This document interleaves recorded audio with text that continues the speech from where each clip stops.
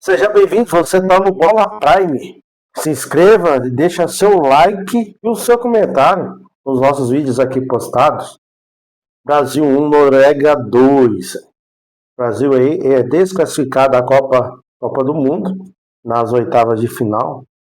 É um resultado, uma campanha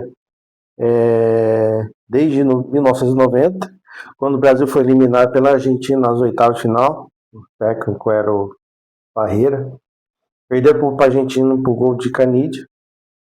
E o Brasil aí já estava passando por algumas dificuldades com o Japão. Saiu perdendo, depois empatou, reagiu e vencendo e classificando, avançando aí para as oitavas de final da Copa. E aí pegou a Noruega neste domingo e teve a oportunidade de já sair na frente no começo do jogo, a perda do pênalti. E era para o Vinícius Júnior bater, né? E o Douglas foi bater, então dizem foi a utilização do técnico. A seleção não tem jogado muito bem, a seleção nesse processo da Copa de 2022, a saída do Tite, se o Ancelotti vinha para a seleção, vinha ou não vinha, quando é Fernando Diniz, e alguns amistosos, muitos duvidosos. A gente jogou até com o Japão, um amistoso, o Brasil perdeu para a seleção japonesa. E tem essa dúvida, né, de convocar alguns jogadores que ficar insistindo, que já estão de fase final de ciclo, e não tem jogado muito bem, né? A gente viu o primeiro jogo contra o Marrocos, saiu perdendo, depois o Vini empatou o jogo por 1-1, e não está dando essa empolgação.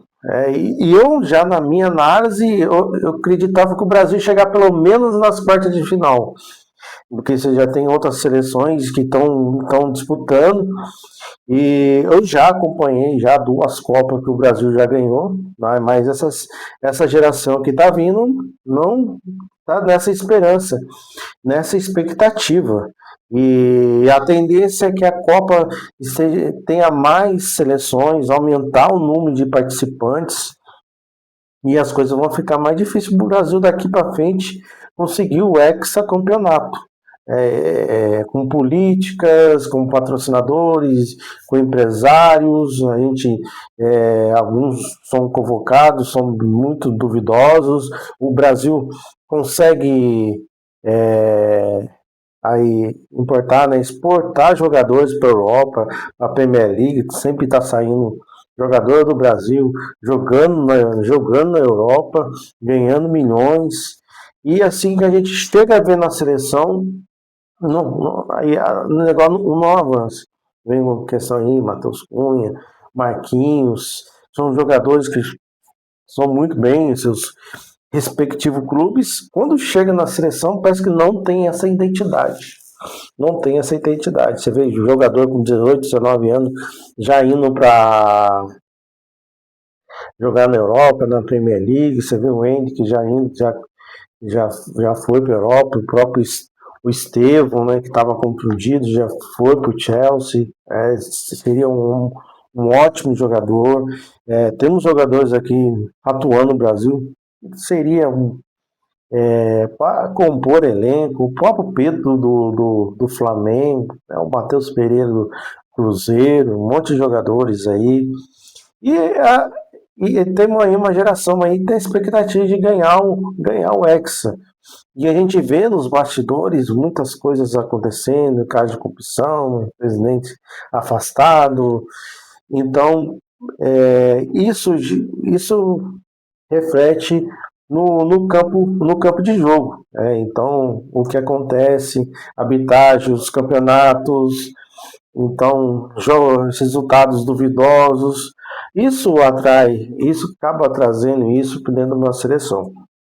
Porque muitos brasileiros não gostam, né? não acompanham muito o futebol.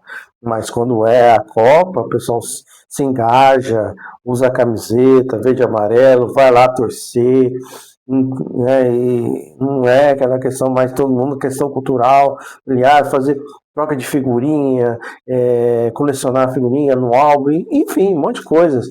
E assim, na Copa, todo mundo, Brasil, vamos, vamos. Aí o povo vai, sai mais cedo do trabalho, vão com os familiares comemorar, acompanhar os jogos da seleção brasileira, mas a gente não vê o reflexo dentro do campo. E agora, a gente vendo aí alguns jogos, teve o México e Inglaterra, um ótimo jogo, né? E foi 3-2. Ótimo jogo aí, achei que a Inglaterra teria mais confortável no placar.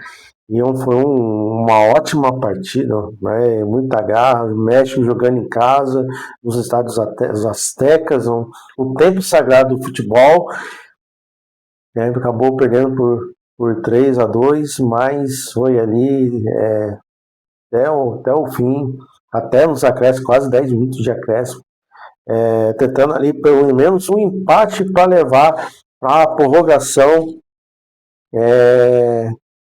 da partida para conseguir a vaga aí das quartas de final.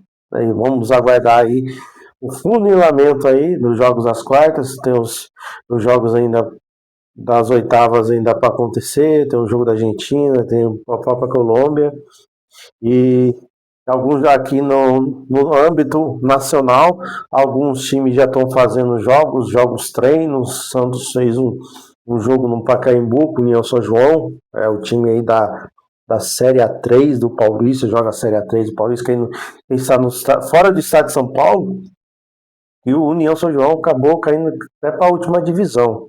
E tem disputado aí a Série A3, se não me engano, não conseguiu avançar a Série A2, jogou aí, fez uma ótima campanha na primeira fase e não conseguiu um resultado.